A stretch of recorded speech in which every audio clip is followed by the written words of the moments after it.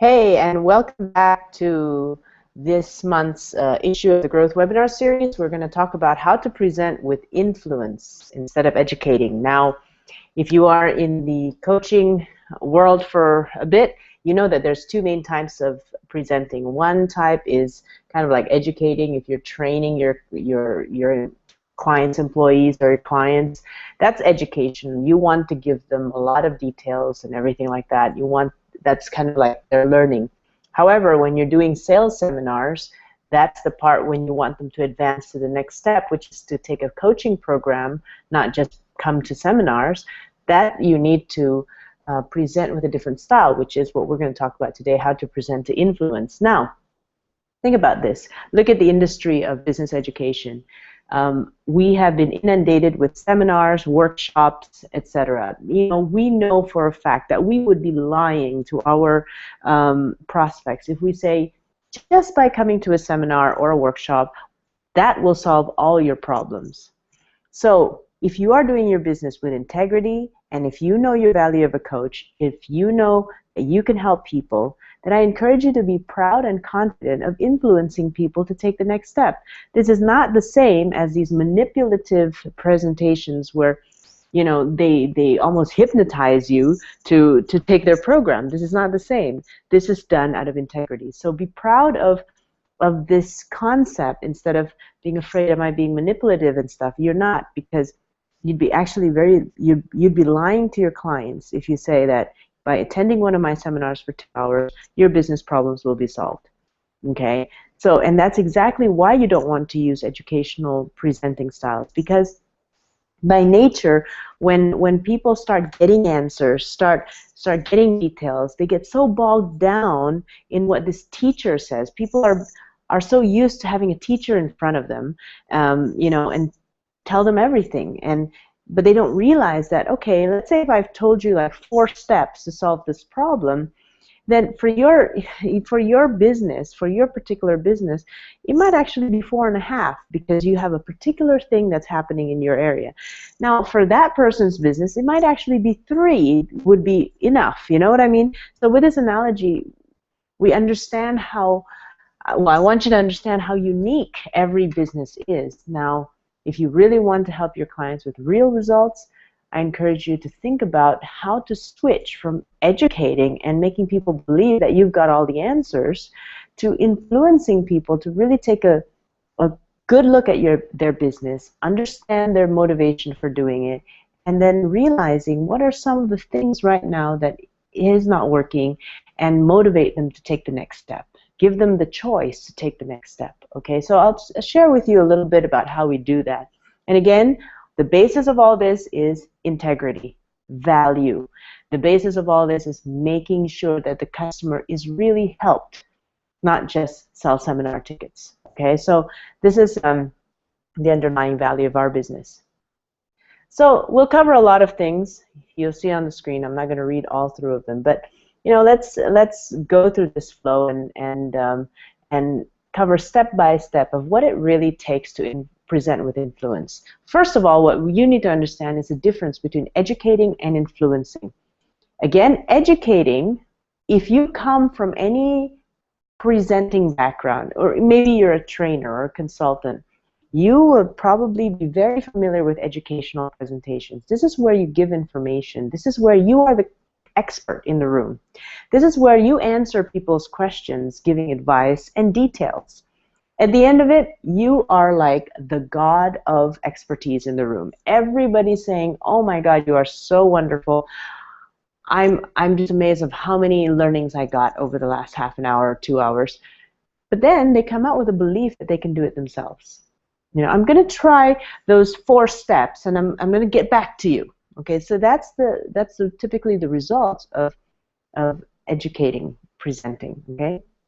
Now with influencing, we use the formula for change. Again, we want to, with confidence and integrity, influence people from doing the same old thing, which is running around a rat race in their business, to actually start to make some kind of change. And we know if we want people to change, there's the ever-famous formula in Action Coach about the formula for change: dissatisfaction times vision plus first steps must be greater than resistance. So we're going to use this formula to actually how to motivate our prospects to change from just going to these seminars to actually going after a coaching program to help them improve their business. Okay, so we know that that will work better. So influencing is about reaching out to their dissatisfaction and vision. It's about creating the awareness of there is a problem, there is a wish that has not been fulfilled, there is a challenge with a root cause that hasn't been discovered. It's about asking questions instead of giving them answers. And your questions open up their dissatisfaction and vision, open up their awareness of the specificity of their problem, open up like, oh my God, I wonder if that's happening in my business, that kind of questions. And then giving them choices to move forward. And we talk pretty much on a big picture basis, because if you're doing your sales seminars typically about 2 to 3 hours, you know, you can't cover all the corners of business in 2 to 3 hours. Actually, what we want them to do is just get a general idea and then promise them a private consultation to dig deeper into their problems. Okay, so that's it. Now, if you're very good at influencing, don't be surprised that at the end of the seminar, people do come to you, but they have this frustrated look on their face. They have this look on their face like, oh my God, I'm so dissatisfied, I got to do something about it. I now see why I have this problem. I need your help though, okay? Because you haven't given all the details to make them believe they know everything. You haven't lied to them, okay? But what you have done is kind of made them realize that there is a need to develop their business and develop themselves as leaders, okay? So as we know, change takes step by step. And by influencing, you've just taken them over the first hurdle, which is actually wanting to change. Okay, so that's influencing.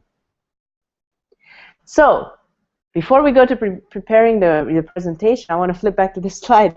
The question for me to you is, what has been your style of presenting? What has it been in your sales seminar specifically? Okay, I'm not talking about your training. Has it been educating or has it been influencing? What has been the results? Okay, I'm not saying that you can't use educating and impress the heck out of people and they want to work with you. That has worked too. But there is also many instances when people come out of your educational seminar saying, yes, I know the key to success in my company, and now I'm just going to do it on my own, right? So what have you tried to do so far, and how's that working for you? Let's go to preparing your presentation. Let's talk about competence. Competence is simple. You come out of training, you got 14 books, now 15 I think, to read. Have you read them? It's simple.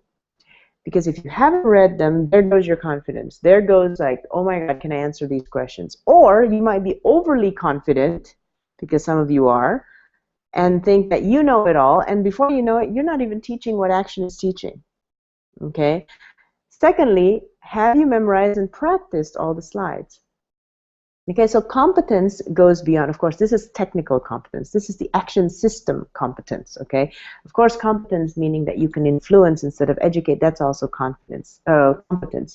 So what I do when I coach, I remember when I was coaching these 2 coaches just fresh out of training, and they were starting to market their own seminars, and we really worked hard to make sure that they had what they need to be ready for the seminar. So I worked with them, and I even had them record their presentations to me in their local language, because at that time they were French, and I listened and I tried to understand whether or not they were presenting themselves the right way.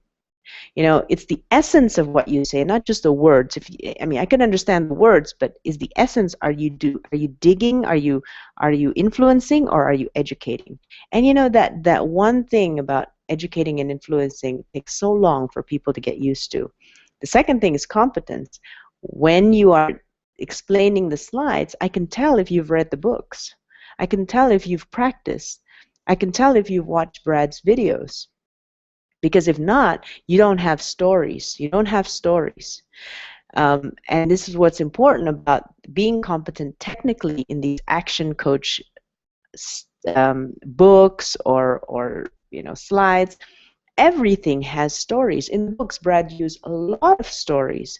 And in order to make the slides come to life, you've got to also use the stories. Learning from role models is very important. The one role model that we have right now, still alive and still going strong, is Brad Sugars. Many of other role models are actually educators. So be careful when you say, oh, I'm going to learn from another person. The first thing, I'm not saying that there's no other role model than Brad Sugars, and I know that you may have a different style of presenting than he does. That's not a problem. But first and foremost, I would recommend you to learn from him because he created the system and he created this methodology. But secondly, you got to be careful when you're imitating other people. If they are educators, guess what? You're going to be an educator. Okay, especially if you know that they're trainers, and you are watching a video where they are educating, not selling, not influencing, then you're trapping yourself into the hole of being an educator. So be careful. Do not learn from educators for your sales seminar. This webinar is only about your sales seminar. I'm not talking about when you're training. Okay, this webinar is only about when you do your 2 to 3 hour sales seminars. Okay.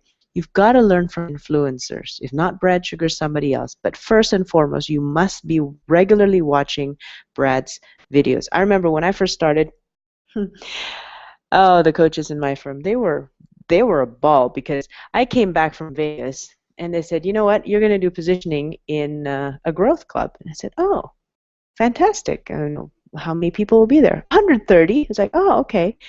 Being this naive little, new coach, and well, is that a lot? And one of the senior coaches says, nah, no, 130, that's not a lot. We get that all the time. That's pretty small, actually. And so I was like, oh, okay, cool. So I went home. For the next 7 days, I only had a week to prepare. Printed out all the slides. I watched Brad's Sales Rich video 3 hours a day. 3 hours a day. At that time, and I wrote down all his stories. I wrote down all the exercises on my little slide handout. My slide handout was so full of writing. I mean, I should have saved it. I ended up throwing it away because I couldn't read it anymore. But everything, the act of writing has put those things in my head. And of course, I used them, And I remember I was so naive. I went up on stage in front of 130 people. I was like, this is pretty big for a small crowd, They're telling me this is small. Liars, of course, that was a pretty big crowd. But of course, they didn't want me to be nervous. But I remember I took my packet of notes because I thought I was just going to read off them. I didn't come from a presenting job before. I mean, I was a sales manager and a division manager. What do I know? So I just took my slides and I said, I'm just going to put them in my hand, and anytime I need to refer to them, I will just look at them. They were so full of notes, I couldn't even glance down and pick out a word, okay? But the point is, from watching so many hours of Brad Sugars on Sales Rich, it dawned on me how easy it is to explain things with stories. It dawned on me how easy it is to transform people with activities, right? So when you are doing any kind of presentation, watch these videos at least 2 hours a day. Watch it again 7 times, and pay attention not only to content, not only his stories and whatever, but also the context. How does he use stories? When does he use stories? What's the structure? He will open a sentence, and then he will say, "I remember when," and then he'll go into a story, and then he'll usually ask a series of questions afterwards just to drive the point. This is the framework of how, this is a structure, the context. So it doesn't matter which slide you're on. It doesn't matter what point you're making.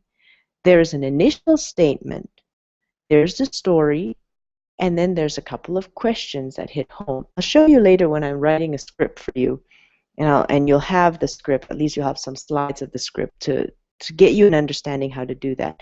And you'll see that I frameworked it to show you the structure, the context, not just the content. So let's keep going. So how does he use stories? How does he influence people to take action? Okay, you notice that when Brad engages people, he'll actually ask them a question, and they have to answer back. He'll actually ask them to repeat words. Okay, that how does he influence participation? How do you engage the audience? And how do you tell your story and display your credibility without showing off? Okay, how do you weave your expertise into a lesson? And he does this very, very well. Okay, so learn from your role models. That's another thing.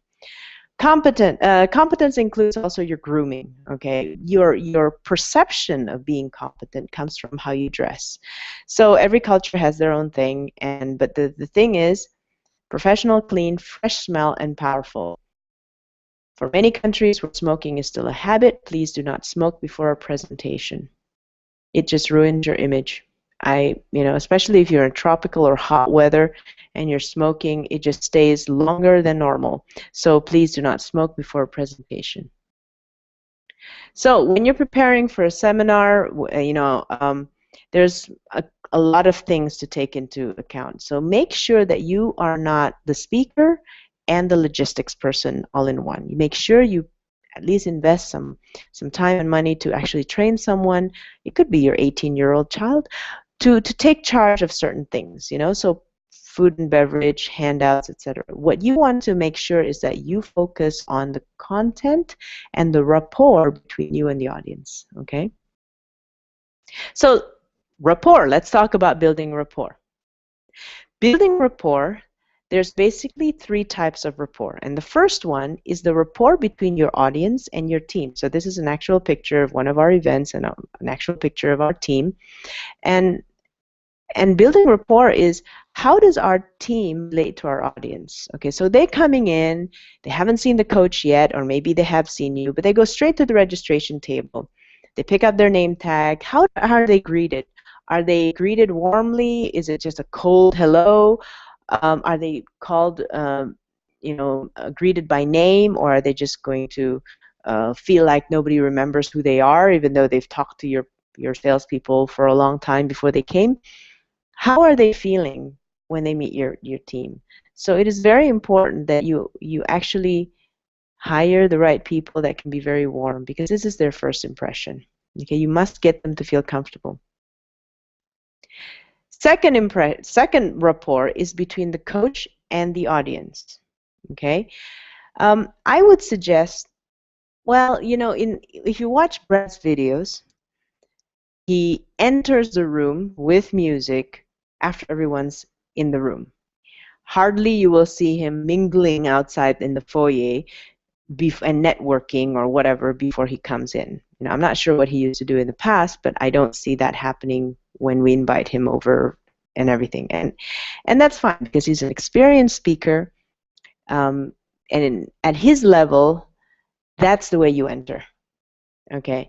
Now, when we come in and do our preliminary seminars, we may not be at that certain level. And if you are comfortable, with your staff greeting the audience, and then you come in with drum rolls and music and everything, that's fine.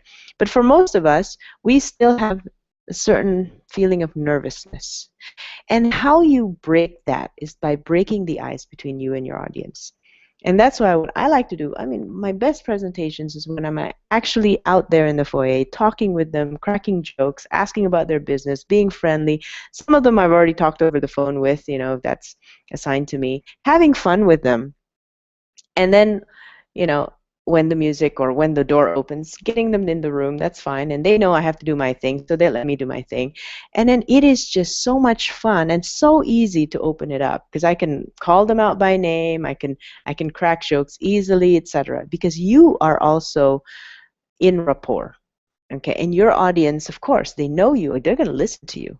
They're not going to be busy with their headphones and stuff. Okay, so the other way is that when you're on stage, so that's before the event, when you're on stage, the building rapport is still there, yeah? It's not over yet. The game is not over.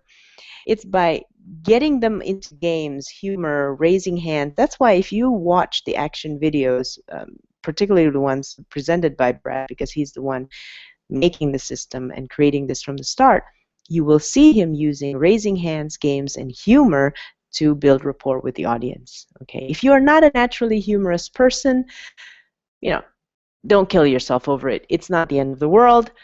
In fact, I remember I was doing some coach training in China. There was a coach who was, trying to be humorous, and it ended up such a mess. I mean, it was just like I had to actually help him to understand his strengths, because I said, this is where you will stand out. Not being funny, because that's what your colleagues are good at, but you don't have to be like him. This is where you stand out. And I think that's the value of having a trainer or a coach looking at you from the outside, because sometimes we try to copy people and it just looks weird, so I actually told him on the last day what he was actually supposed to focus on. And on his last presentation, he did so much better. He spoke with much more ease, confidence, natural talents shown, and that's what we want to do with you. So humor is good. It's not the end of the world if you're not humorous. There is a way to be a sincere, great presenter. And if you are having fun, humor just comes naturally. Okay, so that's the building rapport part. The third building rapport is the audience with the audience. It's the audience with each other. So how do you provide networking? Why do you think we want the audience to sit in a fishbone structure? Why aren't we all doing theater style? I mean, you can rent a small room, it's cheaper, right? But no, we want them to feel comfortable and participative, because we know that people learn when they're participating. People are not there just to learn about Action Coach and their business, but they're also there to gain network. When you want them to start participating in your seminar, when you want them to start answering, they're not going to answer in front of strangers. They're not going to play games with people they don't know. So when you get them to network with each other even before they come into the room and introduce them to each other, get your team, I mean, you don't have to do everything, but get your team to be used to when two people come in, introduce them to each other. Oh, this person is in the manufacturing industry, and this person is in ladies fashion. Hey, why don't you talk to each other? Okay, so that's where they start striking network. So when you come to your activities, when you come to asking to raise their hands, etc., they'll feel at ease, because they'll feel like they're sitting with their friends. Okay, so this is something that is very important. You don't want a cold audience. Warm them up at the registration. So let's talk a little bit about using your body language and using yeses. Again, I am using the role model of Brad, but this is basically based on NLP.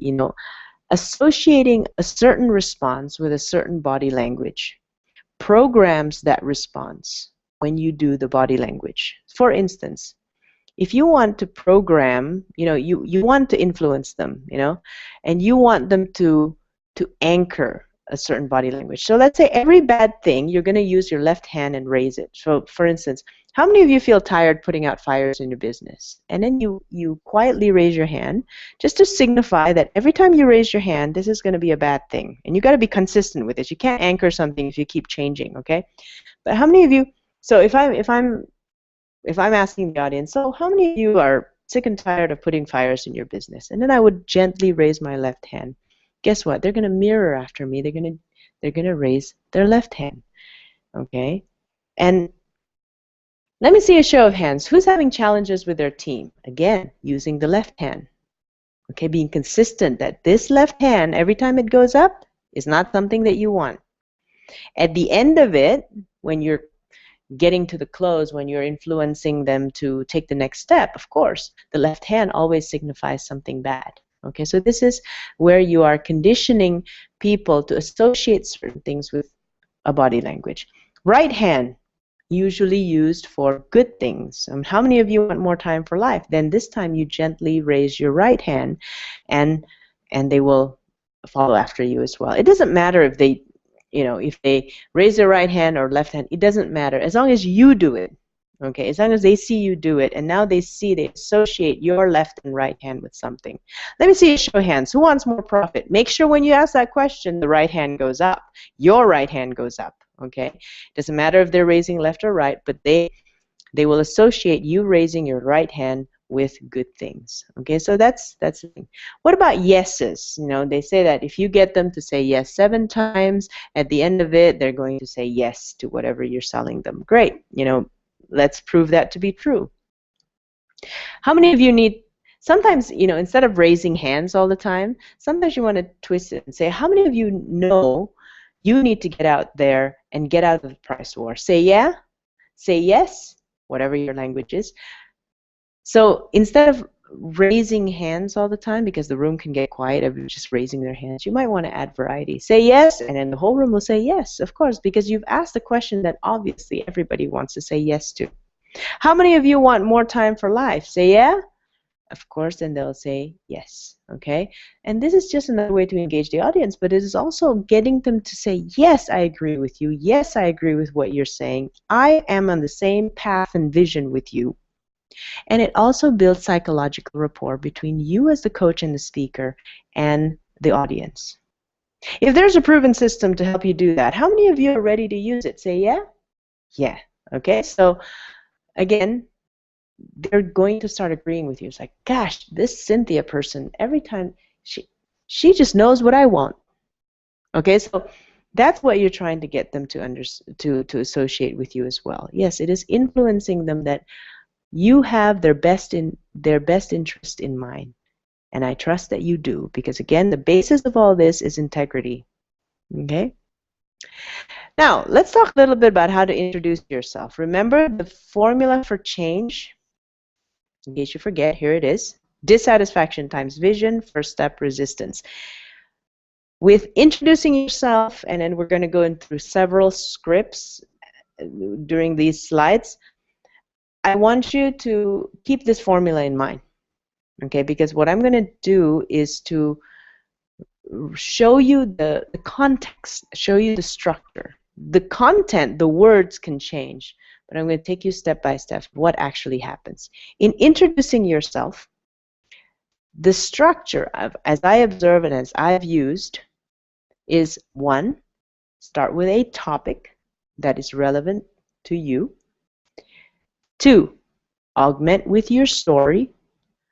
3, draw out the lesson. And 4, leave them with a dissatisfaction and/or vision question. I'll show you what I mean. Here's a sample, and this is an actual script. This is actually how I do it. I don't have it in my head, but I wrote it because, that's exactly what I do. I want to share with you why I feel called to become a coach. That's the topic. I left my corporate job because I felt like I was just working for money, no passion. After being for action coach for 5 months, I spoke with a client just the other day. He has been in business for 15 years before he decided to be coached. He's 55 and has no time for his family. Speaking to him today, after 9 months of coaching, he told me he just took his wife for a 3-week holiday to the U.S. to visit their son in college. This is their first family trip they had together. I realized that business is more than just making money. It's also about having more time for life. And when we can help our clients to change their lives like that, I feel like my life is more complete. I feel like this is what I'm called to do. So, how fulfilled has your life been? I know you've been busy making money, but do you feel something's missing? When will you start to want living a more complete life? Okay? Simple. I know some of you have probably done this already without knowing what structure you're using, but here it is. Here's the structure. You came with a topic, you followed up with a story, you drew out a lesson, and you left them with a question. I want to share with you why I was called to become a coach. That's the topic. It is about you, but you is a big subject. You is a very wide subject. What about you? I want to share with you this aspect of me called why I became a coach. And then you delve into your story. And then you say, this is what I realized about this experience. How about you? How fulfilled has your life been? That gets them thinking. This is how we weave in awareness. This is how we weave in lessons to something as boring as our own bios. I mean, you see those speakers who are so into themselves. They're talking about their awards. They're talking about that. But if you look at how Brad actually talks about himself in these DVDs, without knowing it, his intro can last an hour. I mean, sometimes our intros are only 15 minutes, but his intro, you're fast forwarding the CD. It's like, oh my God, he's still talking about his intro. His life story about how he grew up and his first business, his all these kinds of. Oh my God, this is not even the first slide. Okay, this is still his bio, so-called. But it is so interesting because it is weaved with all the lessons. You can get BFOs just by listening to his bio. Isn't that cool? Isn't that an interesting bio? Rather than, I graduated here and these are all the awards I've won. Sometimes people make the bio so dry and boring, and that's when you also get people to resist. Your resistance goes up. It's like, oh God, what a show off. Okay? So using this kind of technique, actually, you can give people BFOs. Oh, I realize I haven't had a fulfilling life. I realize I've been busy making money. I do feel something is missing. Okay? So this is just an example. Here's another example. Because the first one was more about the success I created with the client. This one is about character. Remember, when you want to introduce yourself and build credibility, people need two things. There's two types of credibility. We talked about this in creating a niche bio. If you're not following this, you just go to the previous webinar, creating a niche bio, and you'll have more about these credibility things. People trust you because of two things: your competence and your character. So make sure when you are introducing yourselves in a seminar, you cover both. Okay, not just your awards and all these cool things, but also your character. So here's another example about my character. Okay, just to let you know about my character. When I was little, I went to a friend's house. She was 5 years older than me. And when I was 8 years old, that was a big difference. I mean, she was 13. She wanted to entertain me, and she asked me if I can play a card game. Wanting to play so badly, of course I said, yeah.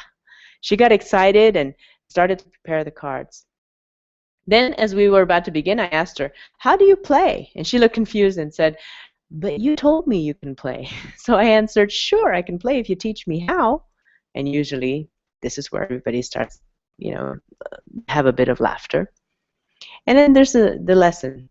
I realized since I was small, I had very little fear in me. I figured I don't need to master everything 100% before I took action. I figured I'd meet someone who can guide me to learn things so I can achieve what I wanted. Question: what about you? Do you have a lot of fear that's blocking your progress? Do you feel that if you don't know something 100%, you're not willing to take a step forward?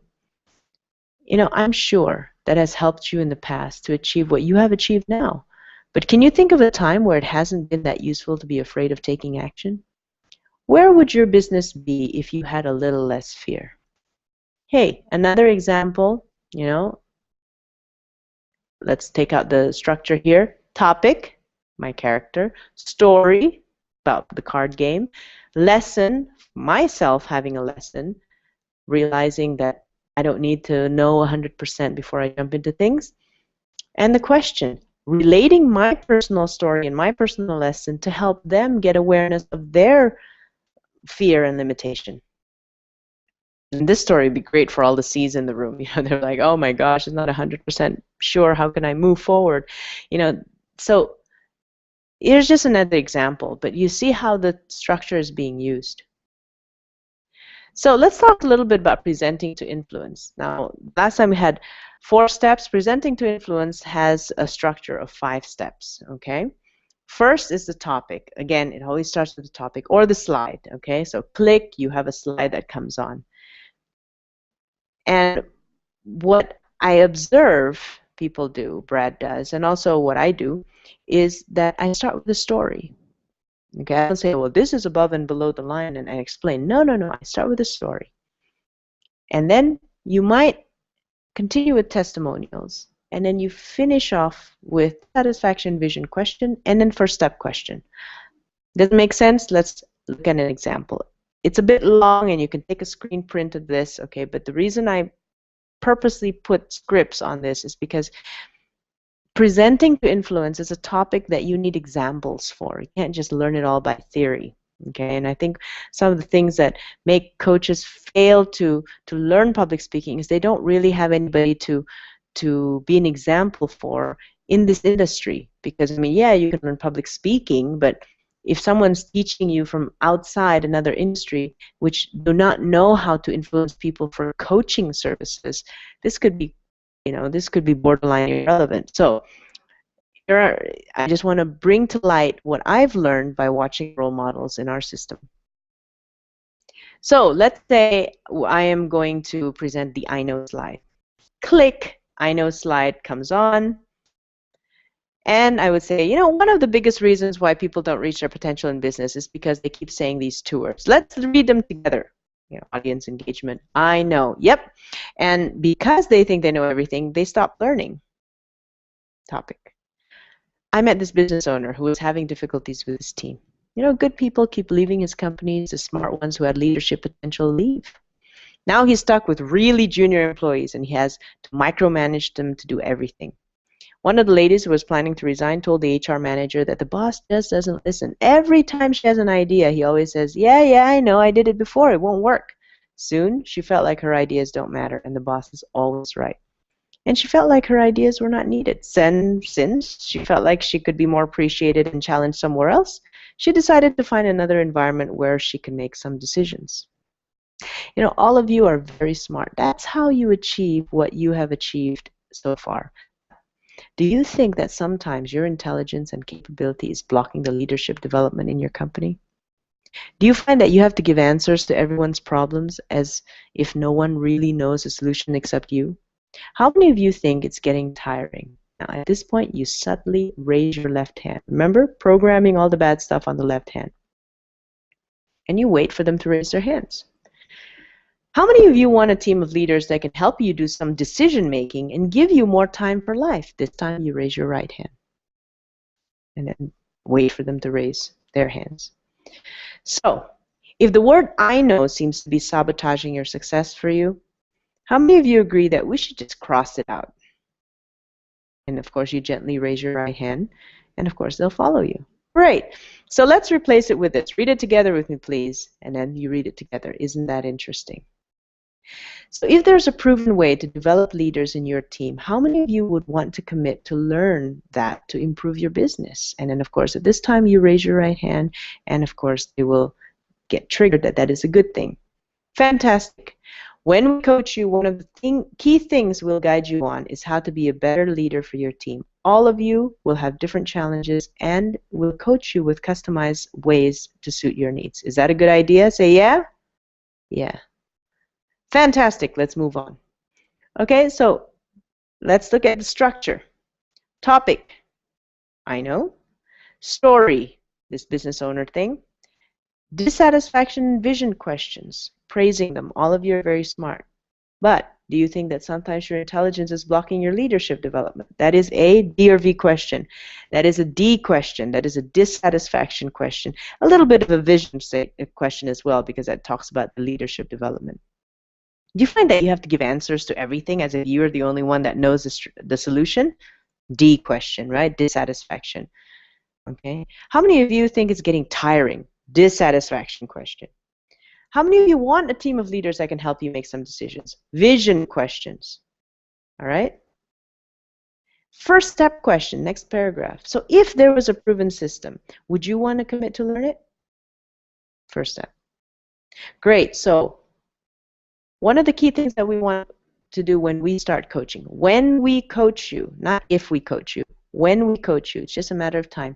When we coach you, one of the key things we want to guide you on is to do this, this, this, this, this. Is that a good idea? Say yeah. Yeah. Okay.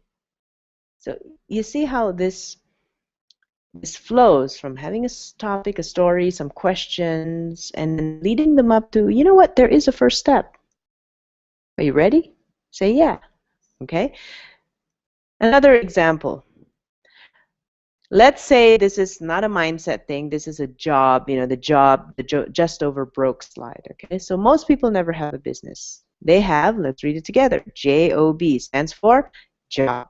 Okay. Job, just over broke. Okay. So that's a topic. Then you move into the story. Some people think they're building a business, but in fact, they just created a permanent job for themselves. They still do the sales. They still manage the finance. They're the CEO, chief everything officer. My father was a business owner, but he felt like he couldn't trust his employees. He spent his whole life working in his business, and he never really had time to retire. When he died, he had to close his business because no one really knew how to run it. Look at business owners on these other hands. Okay, look at all these business owners. Then this is where you can click to the next slide and show testimonials. Look how they've allowed themselves to be coached and achieve great things in their business. Let me ask you something.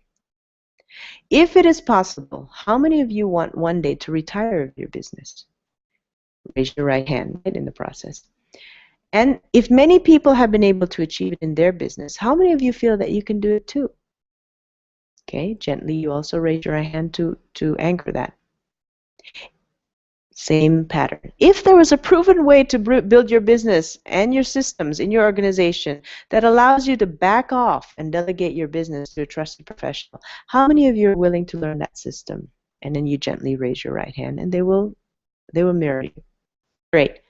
When we coach you, again, that phrase just keeps being used. When we coach you, we'll guide you through a proven framework that has helped many business owners around the world to delegate routines so that you can focus on expanding your business or enjoying life. A show of hands again. How many of you believe that if others have done it, you can achieve it too? Raise your hand. Fantastic. We'll talk about the 6 steps later, and when you get coached, the guidance will be specifically tailored to your business. Let's move on. Keep it light. Okay, you're not here to close the sale at this slide, but keep it light. Every slide, you're going into this structure, every slide. So by the end of it, you know, it's funny because when do you start selling in a sales seminar? You start selling on slide 1. Okay, but it's selling by adding value, adding awareness. It's asking people different questions that they would never usually ask themselves. Selling is helping people to realize why they need to buy. Okay, it is not forcing them to buy. It is not manipulating them to buy. And at the end of these types of presentations, you will have still people that says, I don't need it, and that's fine. But the more people you can help to realize that they actually still need to improve themselves, the better and the closer you are to achieving your goals. Let's look at where the structure is. Again, topic, there's a story about dad and everything. This time there's testimonials. Okay, so I want to show you a different example of testimonials. You can slip them in there. But look, I didn't say, and these are testimonials of our clients. Click, click, click. Boring. Selling. No. Okay, look at these testimonials. Look how they've allowed themselves to be coached. Okay, look at these business owners. Let me ask you something. Do you believe you can retire out? First, you ask them about their belief. Because some of them have come into your seminar and maybe they've lost their belief. And the second one is a challenging question for all those D business owners in the room. Hey, do you think if other people have done it, you can do it too? What are you saying? What you're saying is that it is not a question of does action coach work. We've been proven for 21 years. The question is, do you work? You know, will you be committed enough to implement it? We're fortunate to be part of a system that needs no more proving. Now, we can't say that a lot for, you can't say that for a lot of other coaching companies. You can't say that for a lot of other single-owned, single-practice consultant companies or coaching companies, but you can say that about Action Coach. If you've done a good job learning the system, you can say that you are using a proven system. Okay, so that you can always put, that's why you can always say, if there's a proven way, okay, when we coach you, I'll show you the proven way. Okay, we're not here to question the system. We are here to question, do you as a business owner have the commitment to follow the system? So how do you get people to take action? Imagine you are at the end of it. Okay, this is the slide where Jim Rohn's quote comes on and says, you know, if you never wish your life were easier, wish that you were better, right? So that's the slide. Okay, usually that is at the end of after everything's finished. What you can say is, so we talked a lot about business in the last few hours. How many of you feel that you've gotten some value out of the event today? Say yes. Of course, they're going to say yes if you've done a great job. How many of you feel that there are still things that can be improved in your business after today? Say yeah. Okay, so just to help you better, if I can just see a show of hands, how many of you want to focus on profits? Get them to raise hands. How many of you want to improve your team? How many of you want to improve your system? How many of you want to have more time for life? Okay, you say this one by one, and you wait for these people to raise their hands, because what are you trying to do? At the close, you're starting to get them to realize what choices should they be making. The first choice is, the first decision is, what is my problem? Okay, what do I want to improve? Okay. Fantastic. And the cool thing is, we've helped many business owners who want exactly what you said you wanted: more money, more time, better team. Okay? So you're recapping. There's a slide that says you're in 2 places right now, want to try to improve the business on your own, want to use a proven system. I would flash that immediately all together. There's no need to animate it so that one line goes. No, you just flash it all together, everything in the black, just flash it all together. And you ask these questions. Hey, how many of you want to do trial and error on your own? So you're in 2 places right now. How many of you want to do and achieve what you said you wanted to achieve by trial and error on your own? And you raise your left hand. Okay, because that is something we know will cost them a lot of time, a lot of effort, and a lot of money. Okay? We don't want them to go that way. We want them to work smart. We want them to work with coaches that actually can save them the pain of the process, okay? And how many of you want to use a proven system so you can succeed faster? And then raise hands. Because they know, the reason you're flashing these 2 at once is because they know that you're going to ask them the second question. So they're going to save their answer because they want to get at the second question. So you're in 2 places, right? So for those of you who want to do it on your own, like, don't forget them, okay? Don't say, oh my God, you're wrong. No, support them. For those of you who want to do it on your own, don't forget to get some books and DVDs to help you get some strategies that has worked. At least deepen your learning so that you can do it a little bit faster. Okay, you're still caring for them. For those who want faster and more massive results with a proven system, is it okay for me to explain to you how coaching works and some of the programs that may suit you? They're going to say yes. And what is coaching? What are the coaching programs? You can go through with it. Never end a selling seminar with a whoosh. This is not the time it's like, all right, so everybody up and whoosh. No. Why? You can use whooshes for coffee breaks, but not at the end, because it is a working seminar to the end. Okay? Whoosh gets everybody to stand up, whoosh, pack their bags, and out the door. But is that what you want? After they made all these choices, this is what I want to work on my team, I want to use a proven system. Do you really want them to just whoosh and get out? No, you want them to stay and talk and do a mini diag and sign the contract right there. Or, come out with a bunch of books or something like that, So never never end it with a whoosh. What do you end it with? Last time we said, for those of you who want to do it on your own, you can get some books and resources. For those of you who want fast results, may I explain to you some of the coaching programs? And you did that in the last slide. So here we are after you've done that. And you say, so if you're ready to take a coaching program right now, go to the back and see Lisa, or sorry, that's a he, John, and he will give you a contract to sign and help you with all the administration. Okay, so you direct him to your staff, or maybe there's another coach that you split the responsibilities with. Okay, you direct him to one side of the room. The other side, the other people, for those of you who want to speak to a coach to determine which coaching program is best for you, meaning they're not sure yet, please fill out the diag form and give it to Lisa, and she will schedule an appointment with a coach either today or another day. There's only 2 available slots today. Make sure there's a bit of scarcity in there. Okay? So this is where you start taking them through, what to do. Again, this is working, I'll give you some music to fill out your forms and book your appointment. Go. Okay, so there you are. Play some music. Stay in the front of the room. All other team members assist the prospects to get whatever they need, forms, contracts, buy books, etc. Okay? If people are finished, say goodbye privately to them and let them go. Your team assist them out of the room. You stay in the front of the room until the last person is finished and is served. When you go to the back, people will leave with you and go to ask you questions. I want to talk to you about that little 5 ways chart. I don't really get it. Can you explain to me what number of transaction means? Okay, that's what's going to happen.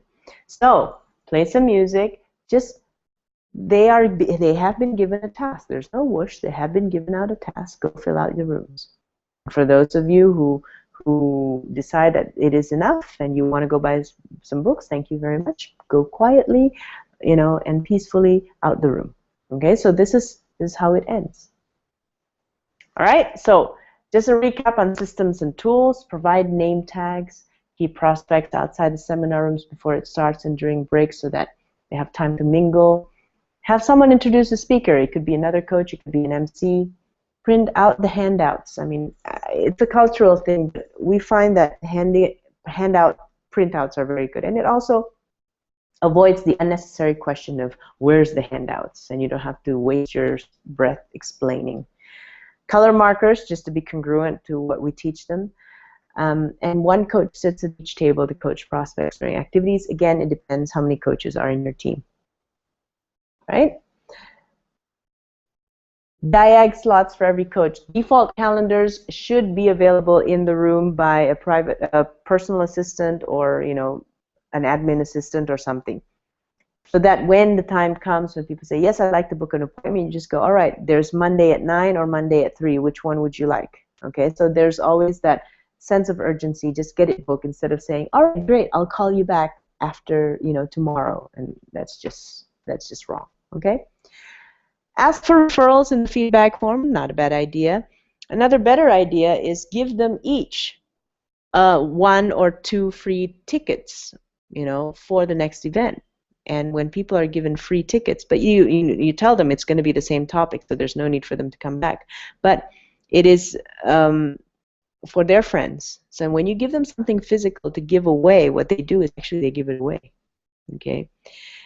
Get video testimonials. If you've got the capacity, what we like to do is someone in the front will actually halt these people during breaks and everything, and especially at the end, and pick out some people and ask them certain questions, and the questions are already scripted and to guide them, and they actually happily give us testimonials. Again, why rapport building is important, because you want them to feel so comfortable with you that by the end of it, you're just friends. You want to help each other. You're supporting them. You're making sure they're comfortable. You're making sure that they're getting learnings. And at the end, you're asking them for video testimonials.